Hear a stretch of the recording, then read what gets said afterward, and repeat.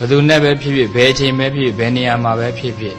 ကိုယ့်ဘဝမှာအစဉ်ပြေခြင်းလို့ချင်းအချက်၄ချက်သီးခံနံပါတ်1အစာသီးခံနံပါတ်2စကားသီးခံနံပါတ်3ပုဂ္ဂိုလ်သီးခံနံပါတ်4နေရာသီးခံဒီအချက်၄ချက်ကိုသာလေနေရာတိုင်းမှာအချိန်တိုင်းမှာလေ့ကျင့်နိုင်မယ်ဆိုရင်ဘယ်သူနဲ့ဖြစ်ဖြစ်အစဉ်ပြေတယ်ဘယ်နေရာမှာပဲအစဉ်ပြေတယ်ဘယ်အချိန်ပဲဖြစ်ဖြစ်အစဉ်ပြေတယ်အစာသီးခံရမယ်စကားသီးခံရမယ်နေရာသီးခံရမယ်ပုဂ္ဂိုလ်သီးခံရမယ်ဘယ်နေရာမှာပဲဖြစ်ဖြစ်အဲ့အစားတောင်ကြောင့်တတ္တဝါတွေအစားသီးမခံနိုင်လို့ဒုက္ခရောက်တယ်ကိုစားကျင်တာလေးမစားရလို့ကိုမစားကျင်တာလေးစားရလို့အဲ့တော့အစားတောက်ဆိုတဲ့သဘောကလည်းပဲကိုရတာကိုစားကျင်တဲ့စိတ်ရှိလို့သာလင်စားလိုက်ရတယ်ဘလောက်ပဲကောင်းတဲ့အစားတောက်ပဲဖြစ်ဘလောက်ပဲအရသာရှိတဲ့အစားတောက်ပဲဖြစ်ပရိသတ်ဘိုက်ပြည့်ဘာရတာမှမရှိတော့စားနေတော့အရသာရှိတာတော့ဘလို့ပဲဖြစ်ဖြစ်ဘိုက်ပြည့်ပြီးတာပဲဆိုတဲ့စိတ်ကလေးနဲ့ဒါလေးစားနိုင်အောင်ကြိုးစားအစားအသောက်ကိုသိခံနိုင်အောင်ကြိုးစားဘယ်နေရာမှာပဲဖြစ်ဖြစ်အစဉ်ပြေတယ်သိခံတာအစားအသောက်လည်းသိခံ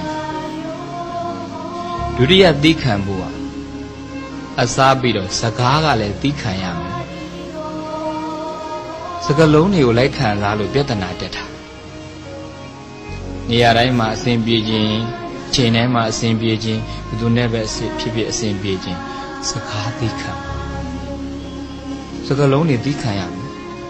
တို့တွေအဲ့စကားလုံးတွေလိုက်ခံစားတာဟောခက်ကြမ်းကြမ်းပြောလိုက်လို့ဆိုတော့အဲ့မကြားခြင်းတဲ့အတန်တွေကြားလိုက်လို့ဖြစ်တဲ့ဒေါသကိုကြိုက်တဲ့သချင်းလေးနားထောင်လိုက်ရလို့ဖြစ်ပေါ်လာတဲ့ခံစားချက်ဒါကြောင့်မို့စကားလုံးတွေကိုသိခံနိုင်ရင်ချမ်းသာတယ်အစာသိခံပါစကားသိခံပါတတရားကနေရာသိခံပါနေရာလည်းတော်ကြောက်เสียကောင်းတယ်ပြည်ဒီနေရာမနေရလို့ဆိုတဲ့စိတ်ကလည်းတတ္တဝါတွေကိုအိတ်တော်မပြောဘူးဟိုအလုံးလုံးတဲ့လူကြုံရကြုံတဲ့နေရာမှာအိတ်ရတာဒါပေမဲ့ကိုတချို့ကြောင့်နေရာလေးပြောင်းသွားတာနဲ့အိတ်မပြောဘူးနေရာအပေါ်မှာဖြစ်တဲ့ attachment က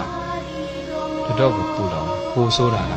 ယာဒူးနေရာတွေမရလို့ဆိုနေရာတွေမှာတိုက်ခိုက်နေကြတာပိုဆိုးယာဒူးလေးတိုးအောင်နေရာလေးရအောင်ဖားလိုက်ရတာလက်ထိုးရလိုက်ရတာဟိုတုန်းကဆိုအဲ့ဒီနေရာကြောင့်ပြဿနာတွေတက်တာဆိုဒီနေရာလေးဖယ်ပေးနိုင်တဲ့စွမ်းအားရှင်သိကောင်းပါပဲတတ္တဝါတွေကနေရာအပေါ်မှာဖြစ်တဲ့နေရာအပေါ်မှာตาရတဲ့ attachment အာဝါဒမစ္စရိယသိကြောက်เสียကောင်းနေရာဖယ်ပေးရတာလဲတတ္တိပဲတတ္တိရှိမှနေရာဖယ်ပေးရတာတတ္တိမရှိရင်နေရာကိုတွေ့ထားလို့နေရာပျောက်မှကြောက်လို့ဒုက္ခရောက်နေတဲ့ဘုန်းကြီးတို့နိုင်ငံလည်းတော်တော်ကြာခဲ့ပြီနော်။ရောက်လို့နေရာတိုင်းမှာအစဉ်ပြေခြင်းနေရာလေးကိုလည်းသိခံရတယ်လူတိုင်းနဲ့အစဉ်ပြေရောက်တဲ့နေရာမှာသိခံနိုင်အောင်ကြိုးစားရတယ်အဲ့ဒါလေးသိခံရင်အားလုံး okay သွားတာပဲနော်ဒါကြောင့်အစာသိခံစကားသိခံနေရာသိခံ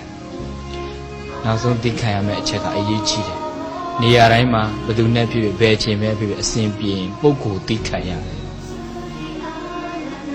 ပုဂ္ဂိုလ်ဆိုတာလေသူနဲ့ကိုယ်နဲ့တူမှမတူဘူး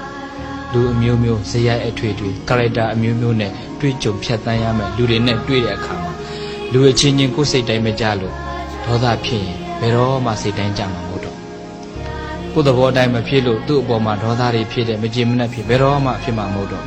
ဘာဖြစ်လို့လဲကိုယ်တော်မှကိုယ်စိတ်တိုင်းကြမှာမဖြစ်တာကိုယ်တော်မှကိုယ်အလိုတိုင်းမှမဖြစ်တာဒါမှမဟုတ်ပုဂ္ဂိုလ်တွေအပေါ်မှာလည်းပဲ